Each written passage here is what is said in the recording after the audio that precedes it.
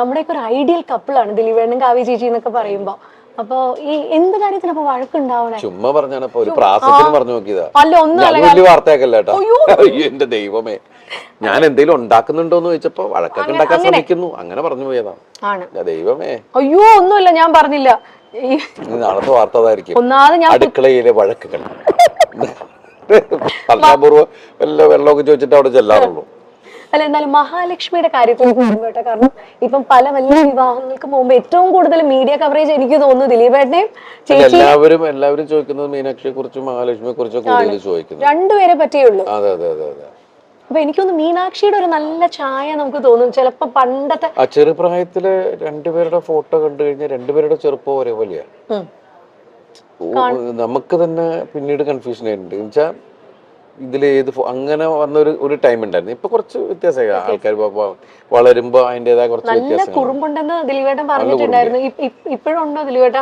നല്ല കുറുമ്പാണ്, നല്ല കുറുമ്പ്. ഇപ്പൊ കറക്ഷനൊക്കെ ഉണ്ട്, സ്കൂളിൽ പോയിട്ട് വരുന്ന സമയത്തുള്ള കറക്ഷനൊക്കെ ഉണ്ട്. ഇപ്പൊ ഞങ്ങള് ഒരു യാത്ര പോയിട്ടുണ്ടായിരുന്നു ഹോങ്കോങ്ങില്. അപ്പൊ അവിടെ പോയിട്ട് നിൽക്കുകയാണ്. അപ്പൊ ഞാൻ എന്തോ ആവശ്യത്തിന് വേണ്ടിയിട്ട് ലഗേജ് ഒക്കെ ആയിട്ട് റാപ്പ് ചെയ്യാൻ വേണ്ടിയിട്ട് ഞാൻ അവിടെ പോയി എയർപോർട്ടിൽ. അപ്പം ഞാൻ അത് ചെയ്തിട്ട് വരണം. അപ്പൊ അതുവരെ അപ്പൊ നമ്മുടെ പുറകിൽ ആള് നിൽക്കുന്നുണ്ട്. അപ്പൊ പ്രായമായ ഒരു അപ്പൂപ്പനും അമ്മൂമ്മയും പിന്നെ നിൽക്കുന്നുണ്ട്. അപ്പൊ വേഗം കാവ്യ പറഞ്ഞു യു ഗോ എന്നുള്ളൊരു അമ്മ that's not correct, it's a command. You can request them. You can go. Like that. എന്നൊക്കെ പറഞ്ഞിട്ട് ഇവള് തിരുത്തൽവാദി ആയിക്കൊണ്ടിരിക്കുകയാണ്. ഒരു സെന്തോ പറഞ്ഞപ്പോ അച്ഛാ that's not in, that's on. ഇപ്പോഴത്തെ പിള്ളേര് ഇത് പഠിച്ചോട്ടോ, അവര് IB സിലബസിലാണ് പഠിക്കുന്നത്. അപ്പൊ ഇടയ്ക്ക് ഞാൻ പറഞ്ഞു ഇങ്ങനെ മോളിപ്പോ MBBS പരീക്ഷ കഴിഞ്ഞു, അവള് പാസ്സായി, അവൾ ഔസർജൻസി ചെയ്യാണ്. എന്നാൽ ഞാൻ വേറെ ആരോടും എന്തോ സംസാരിച്ചപ്പോൾ അവര് വിശേഷം ചോദിച്ചപ്പോൾ ഞാനാ പറഞ്ഞു. ഇവളിങ്ങനെ നിന്നിട്ട് എൻ്റെ തട്ടണു. ഞാൻ UKG പാസ്സായി എന്ന് പറ, UKG പാസ്സായി എന്ന് പറയാൻ. പഠിക്കും കേട്ടോ, ഇരുന്ന് കുത്തിയിരുന്ന് പഠിക്കുന്ന ഒരു പ്രകൃതമാണോ അതോ ഇങ്ങനെ? ആ സ്കൂളിലെ ആൾക്കാർ പറയുന്നത് നിങ്ങള് ഒന്നും പഠിപ്പിക്കരുത്. മാതാപിതാക്കളോട് പറഞ്ഞ ആദ്യത്തെ മീറ്റിംഗ് അതായിരുന്നു. നിങ്ങളുടെ കുട്ടികൾ ഇവിടെ വരട്ടെ, അവരെന്താ പഠിച്ചെന്ന് ഒരു സമയം കഴിയുമ്പോൾ നിങ്ങൾക്ക് മനസ്സിലാവും എന്ന് പറയുന്നുള്ള. പക്ഷെ അവിടുത്തെ കുട്ടികളൊക്കെ നമ്മൾ ഇവരൊന്നും പഠിക്കണമെന്ന് കാണില്ല. പക്ഷെ അത് കഴിഞ്ഞ് പിന്നെ ഇടയ്ക്കിടയ്ക്കാണ് ഈ ഹോംവർക്ക്. പക്ഷെ ഹോംവർക്ക് എന്ന് പറഞ്ഞാൽ ഇവക്കുള്ള പണിയാണ്. അത് എല്ലാ മാതാപിതാക്കൾക്കും അത് കൂടുതൽ അമ്മമാരാണ്. ഇപ്പൊ കണ്ടില്ല, അത് വരച്ച് അത് ഒട്ടിച്ച് ഇത് വെച്ച്. ചേച്ചി ആയിരിക്കും അല്ലേ ഇരുന്ന് ചെയ്യുന്ന? കാരണം ഇല്ല, കാവ്യാണ് ഇവളുടെ ചേച്ചിയാന്ന്. എന്നാലും ഞാൻ ഒരു കാര്യം ചോദിക്കട്ടെ ദിലീപേണ്ണ, കാരണം കാവ്യ ചേച്ചീനെ അത്രയും സ്കൂൾ കാലം തൊട്ട് കണ്ട ഒരാളാണ് ദിലീപേണ്ണ. പിന്നെ ഇതാ ഭാര്യയായി, ഇപ്പൊ അമ്മയായി ചേച്ചി, ഇപ്പൊ കാവ്യ ചേച്ചി. അപ്പൊ ഈ ഒരു ട്രാൻസിഷൻ എങ്ങനെ നോക്കി കാണുന്നു ദിലീപേണ്ണ? വളർന്നുകൊണ്ടിരിക്കൂല, അപ്പൊ നമുക്കൊന്നും ചെയ്യാൻ പറ്റില്ല. എന്നാൽ ഈ അമ്മയായപ്പോ ഭയങ്കര റെസ്പോൺസിബിൾ, ഒരല്പം വഴക്കൊക്കെ പറയുന്ന ഒരു അമ്മയായോ ചേച്ചി, അതോ സോഫ്റ്റ് ആയിട്ടുള്ള അമ്മയാണോ? സോഫ്റ്റ് ഒന്നുമല്ല, പെട്ടെന്ന് അത് പണ്ട് തുടങ്ങി നമുക്ക് പെട്ടെന്ന് ദേഷ്യം വരുന്ന ഒരാളാണ്, ഷോർട്ട് ടെമ്പേർഡാണ്. അപ്പം അത് ഞാൻ പറയാം, കൊച്ചുങ്ങളെ തല്ല, അങ്ങനെ വഴക്ക് പറ, അങ്ങനെയും ചെയ്യരുത്. അതിനെ പറഞ്ഞ് മനസ്സിലാക്കിയാൽ മതി. പിള്ളേർക്കൊക്കെ നമ്മൾ ഏത് കുട്ടികളാണെങ്കിലും പറഞ്ഞ് മനസ്സിലാക്കി കഴിഞ്ഞാൽ അതിൻ്റെ ഒരു രീതിയിൽ അവർക്ക് മനസ്സിലാവും. അല്ല തല്ലപ്പെടുത്ത അങ്ങനത്തെ പരിപാടി മീനുട്ടിനെ ഇന്നവരെ തല്ലിയിട്ടില്ല. ഇപ്പൊ മീനുട്ടി പഠിച്ച് ഡോക്ടർ എന്ന് പറയുന്ന സ്ഥലത്ത് വരെ എത്തി.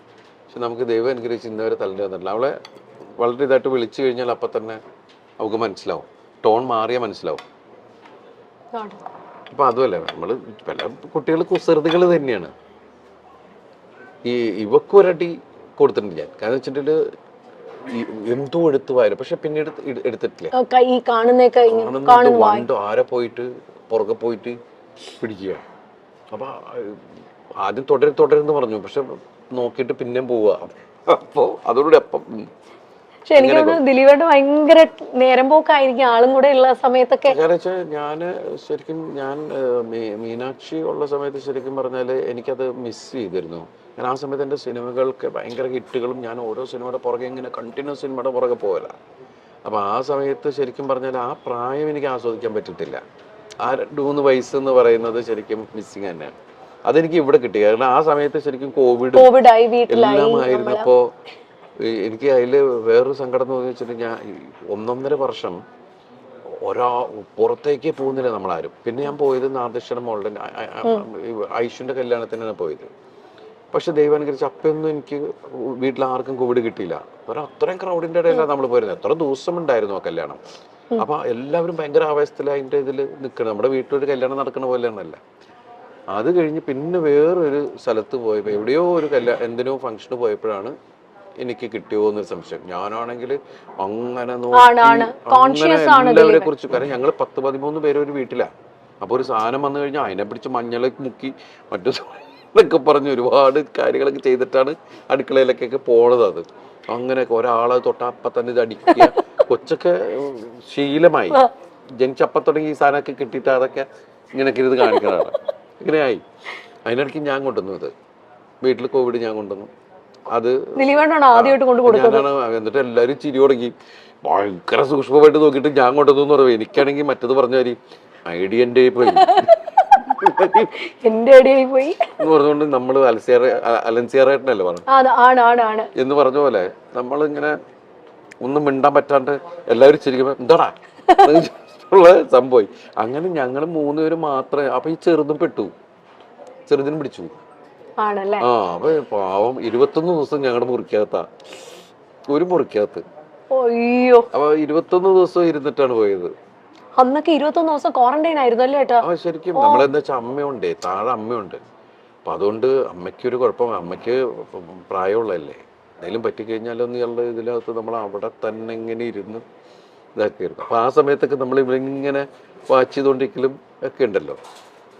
അപ്പൊ ഏതാണ്ട് 2 ആ സമയത്താണ്. അതുകൊണ്ട് വെച്ചാൽ എല്ലാവരും വീട്ടിലുള്ളതുകൊണ്ട് പെട്ടെന്ന് മലയാളം സംസാരിക്കാൻ.